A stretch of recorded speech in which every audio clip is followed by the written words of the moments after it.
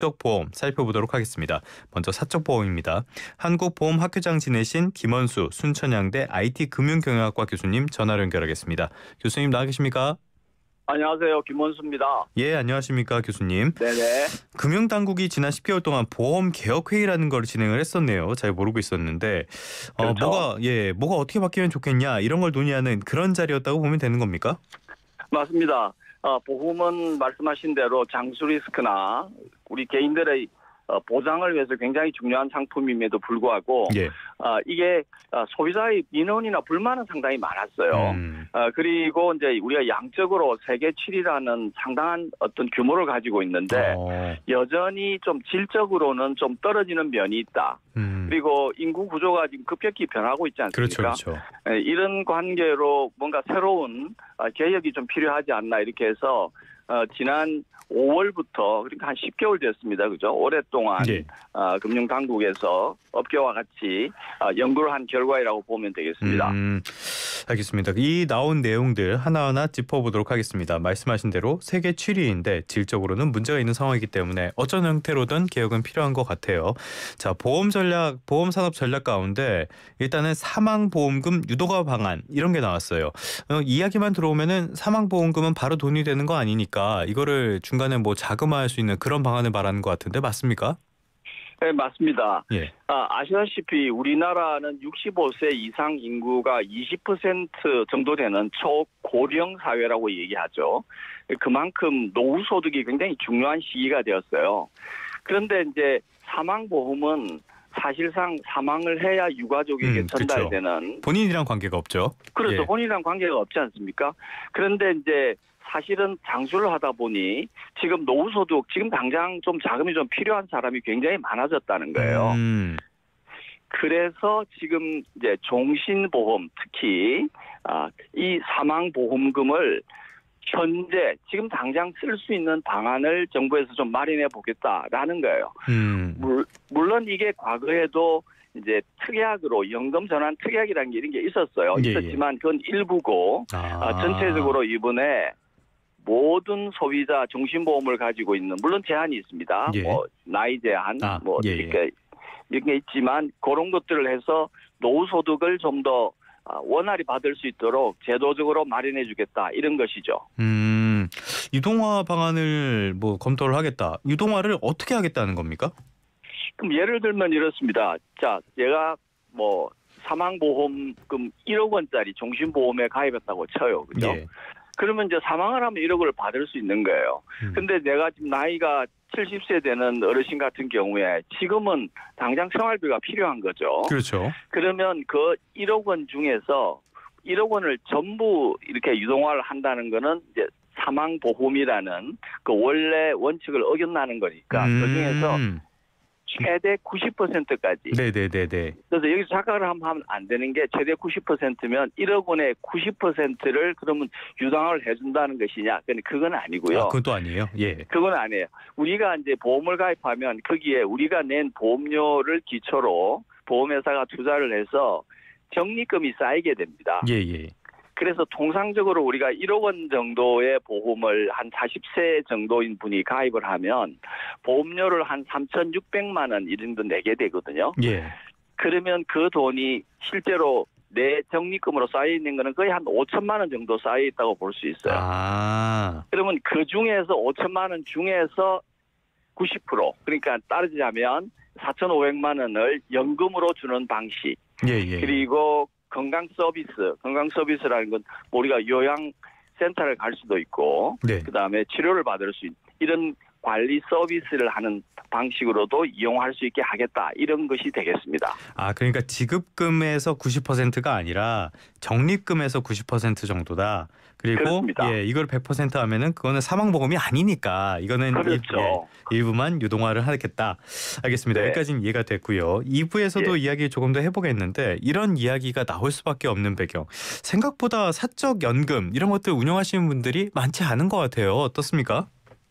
많습니다. 그렇습니다. 지금 이제 사적 연금에 대해서 우리 소비자들이 그렇게 크게 신뢰하고 있지는 않는 것 같습니다. 우리가 데이터를 보면 소득 5천만 원 이하이신 분들은 이 보험연구원에서 설문조사를 한 결과인데요. 예. 약 겨우 한 3% 정도가 3%요? 밖에 가입되어 있지 않고, 네. 예, 예. 좀 고소득층인 8천만 원대 이상인 분들도 50% 정도 가입되어 있는데 더욱이 문제가 되는 것은 이제 우리가 연금이나 이런 데 가입한 이후에 유지율이 상당히 낮다는 거예요. 즉 계약을 계속 보유하고 있지 않고 예. 중간에 이것이 어떤 다른 필요가 생기면 이것을 다시 해약하는 경우가 많아서 이 연금보험인 경우에도 우리가 5년 유지율이 40%, 50% 정도밖에 안 되거든요. 그래서 실제로 사적연금을 이용해서 우리가 노후를 보장하는 경우는 좀 적다 이렇게 볼 수 있겠습니다. 하긴 미래에 받을 연금보다는 당장의 목돈이 더 중요한 경우들도 왕왕 있을 테니까 이해는 되는 부분입니다. 맞습니다. 예, 이번에 또 눈에 띄었던 게요. 톤틴 보험. 이거 굉장히 생소하신 분들 많을 것 같아요. 톤틴 보험이라는 게 뭡니까? 톤틴 보험은 여러분들이 이제 기억하실 텐데 이 프랑스 루이 14세 지미고 국가다라고 해주신 벨사유 궁전 주인이기도 하죠. 이분이 이제 강력한 국가를 만들려고 엄청난 돈이 필요하지 않겠습니까? 예. 그래서 이 1653년에 이탈리아 출신인 로렌조 톤티라는 사람을 통해서 재정을 조달하고자 했어요. 예. 그럼 국가의 재정을 조달하는데 그냥 사람들한테 투자를 해라, 돈을 내라 이렇게 할 수 없으니까 당신에게 종신연금 같은 배당을 해주겠다라고 제도를 제안한 거예요. 그러니까 돈이 필요하니까 돈을 내라 대신에 우리가 배당을 해줄게. 그렇죠. 네네. 근데 배당을 해주는데 이게 그냥 배당을 일종의 종신연금인 연금인데 예. 참가한 사람들이 사망하면 그 사망한 그분한테 갈 돈을 나머지 분한테 얹어주기 때문에 생존에 있는 사람은 점점 배당금이 많아지는 거죠. 예. 그래서 이 제도가 1653년에 만들어져서 이제 1726년 마지막 최후의 생존자까지 사망할 때까지 존재를 했거든요. 예. 근데 원래 이제 프랑스 루이 14세가 만든 톤틴 연금은 그래도 운영이 되었지만 그 이후에 개인이 이제 우후죽순으로 이런 톤틴 연금 제도를 만들면서 사실은 문제가 많이 생겨서 결국 금지가 되고 말았죠. 로렌조 톤티가 만들어서 톤틴 보험인 것 같습니다. 그런데 당장 생각하기에 이렇게 말씀하신 것처럼 사망자가 많아지면 저에게 오는 돈이 늘어난다라고 볼 수 있는 거잖아요. 그러면 그렇습니다. 나쁜 사람들은 여기에 따라서 범죄도 하고 그럴 것 같은데 문제가 그겁니까? 맞습니다. 이 톤틴 연금이 이렇게 무너진 이유는 사실은 그 문제가 가장 컸습니다. 그래서 이 톤틴 연금이 상당 기간 이제 활용되고 있지 못하다가 다시 19세기 이후에 이것을 좀 긍정적으로 활용할 방안이 없는가 해서 이걸 이제 미국 같은 경우에 집단 연금이나 이걸 풀링 연금이라고도 부릅니다만 그런 제도가 만들어지고 그다음에 일본에서도 약 한 10년 전부터 이 상품이 상당히 적극적으로 팔리고 있거든요. 우리나라에서 말하는 이제 한국형 톤틴 연금은 이제 그 성질도 있지만 더 중요한 것이 해지를 하지 않는 경우에 연금을 추가적으로 조금 더 얹어주겠다. 그러니까 해지를 하지 않으면은 더 연금을 준다. 예. 그렇죠. 이게 이제 우리나라는 전형적으로 계약 유지율이 굉장히 낮다고 말씀드리지 않습니까? 그러니까 초기에 연금을 가입했는데 이분들이 나중에 노후에 사용해야 되는데 어떤 이유로든지 빨리 계약하게 돼서 손해를 많이 보게 된다는 거죠. 보험이나 연금을 조기에 해약하면 대부분 손해를 볼 수밖에 없는데 왜냐 비용을 떼어가니까 그렇죠. 그래서 이걸 이제 유지를 많이 하게 되면 더 많은 연금을 지급하겠다고 해서 지금 정부 자료에 의하면 최대 연금액을 38%까지 상승하는 효과를 기대할 수 있다. 이렇게 제도를 한국형 톤틴 저해지 연금 제도를 마련하고 있는 것 같습니다. 그러니까 전통적인 톤틴 보험과는 약간 구조가 다르다라고도 볼 수가 있겠는데 그렇습니다. 제가 보니까 이 한국형 톤틴이라는 말이 이번에 처음 나온 이야기는 아니더라고요. 예전에는 지금 이야기하는 거랑 구조가 달랐습니까? 예전에 거론됐던 거는? 사실은 저도 이런 얘기를 한 적이 있고 과거에도 사실은 당국에서도 이런 제도를 고민한 적이 있었습니다.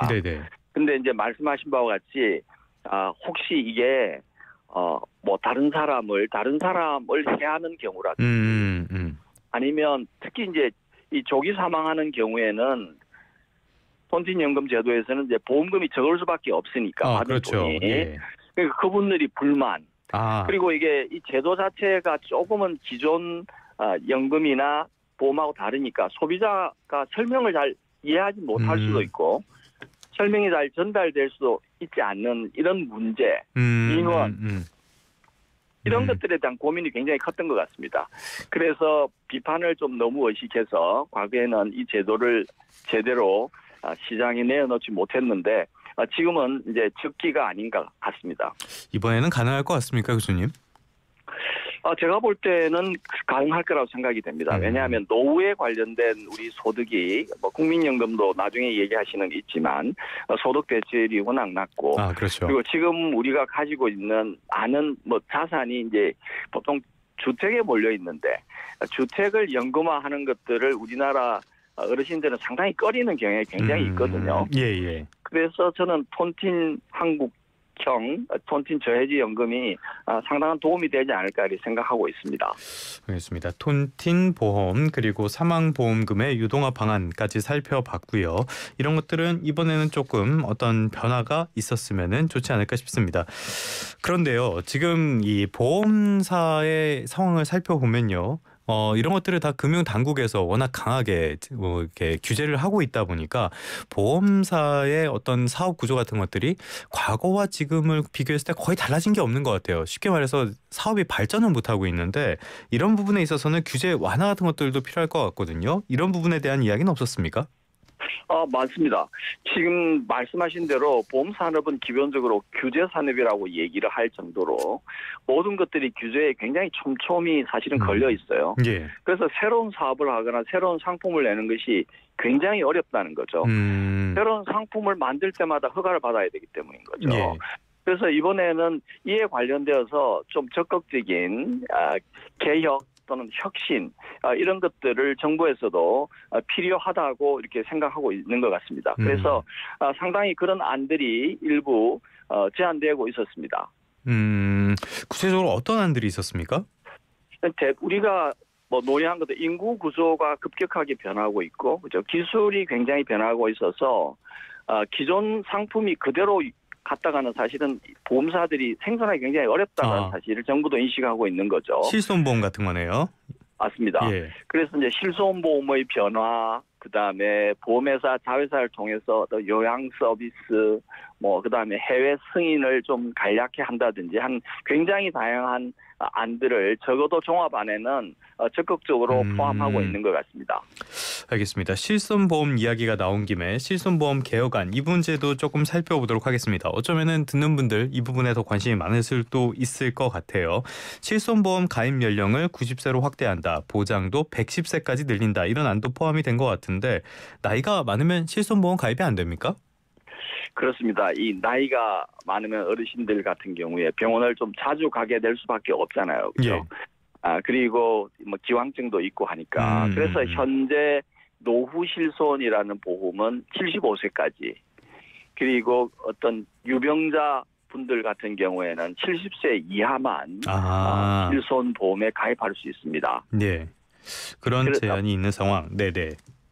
예, 말씀해 주세요. 그러다 보니 이 연령을 이제 90세로 확대하게 되면 실손보험에 가입하고 싶어하는 우리 어르신들이 좀 더 쉽게 가입할 수 있는데 문제는 이제 90세 또는 80세 이렇게 이상이 되거나 하면 보험료는 높을 수밖에 없는 그런 현실적인 문제는 또 있습니다. 네네네. 예.